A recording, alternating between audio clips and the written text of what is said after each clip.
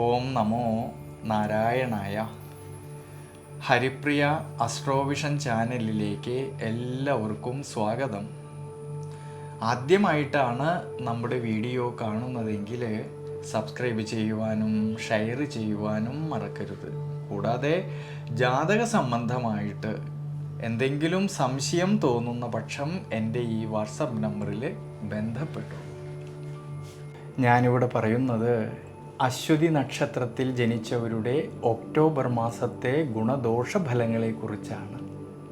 സ്വതന്ത്രശീലം വളരെയധികം ഇഷ്ടപ്പെടുന്നവരും ദേവഗണത്തിൽ വരുന്നവരും സ്വന്തമായിട്ടുള്ള അധ്വാനത്തിലൂടെ തൻ്റെ മനസ്സ് ആഗ്രഹിച്ചതായിട്ടുള്ള ലക്ഷ്യത്തിൽ എത്തിച്ചേരുന്നതിന് വേണ്ടിയിട്ട് നിരന്തരമായിട്ട് പരിശ്രമിച്ചു കൊണ്ടിരിക്കുന്നവരായിട്ടുള്ള ഈ അശ്വതി നക്ഷത്രക്കാരിൽ ഈ ഒക്ടോബർ മാസത്തിൽ വളരെയധികം ശ്രദ്ധയോടു കൂടിയിട്ടും ഈശ്വരാനുഗ്രഹത്തോടു കൂടിയിട്ടും മുന്നോട്ട് പോകേണ്ടുന്നതായിട്ടൊരു സമയമാണ്.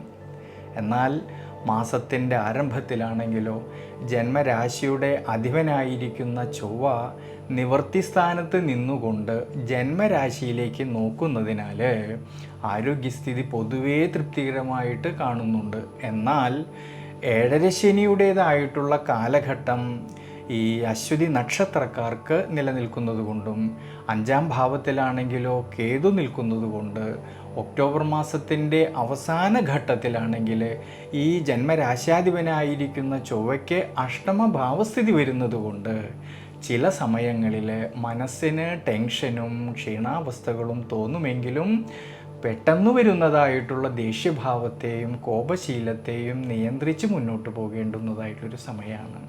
പ്രത്യേകിച്ച് ഈ ഒരു സമയത്ത് യാത്രകളിലായാലും ഡ്രൈവിങ്ങിലായാലും കൂടുതലും ശ്രദ്ധിക്കുന്നത് നല്ലതാണ്.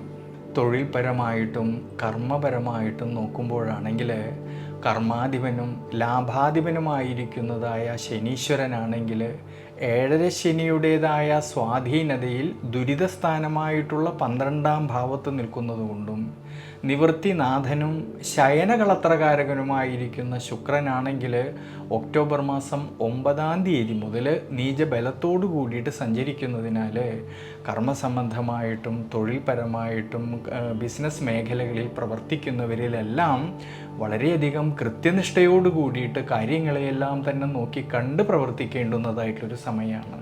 പ്രത്യേകിച്ച് ഈ ഒരു സമയങ്ങളിൽ കർമ്മസംബന്ധമായിട്ട് പുതിയ പുതിയ തീരുമാനങ്ങൾ എടുക്കുമ്പോഴും ശ്രദ്ധിക്കുന്നത് നല്ലതാണ്.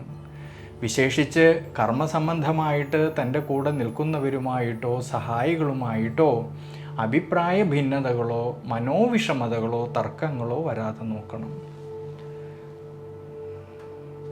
ഇനി വിദ്യാർത്ഥികളെക്കുറിച്ച് ചിന്തിക്കുമ്പോഴാണെങ്കിൽ വിദ്യാർത്ഥികളിൽ കഠിനാധ്വാനം ചെയ്തു പഠിക്കുന്ന കാര്യങ്ങളിലേക്ക് കൂടുതലും ശ്രദ്ധ വേണ്ടുന്നതായിട്ടൊരു സമയമാണ് ഈ ഒക്ടോബർ മാസത്തിൽ.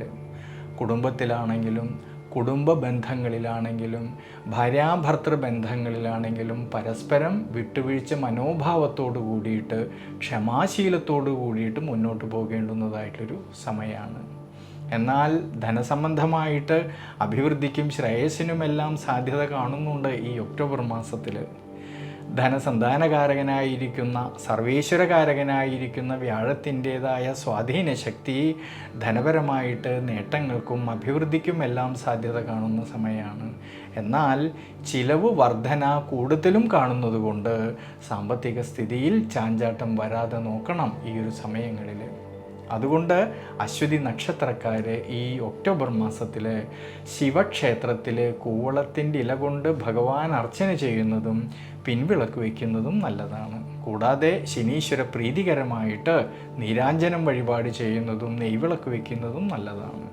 ദേവീക്ഷേത്രത്തിലാണെങ്കിൽ കടും പായസം ചെയ്യുന്നതും വളരെ വളരെ നല്ലതാണ് ഈ ഒരു സമയങ്ങളിൽ.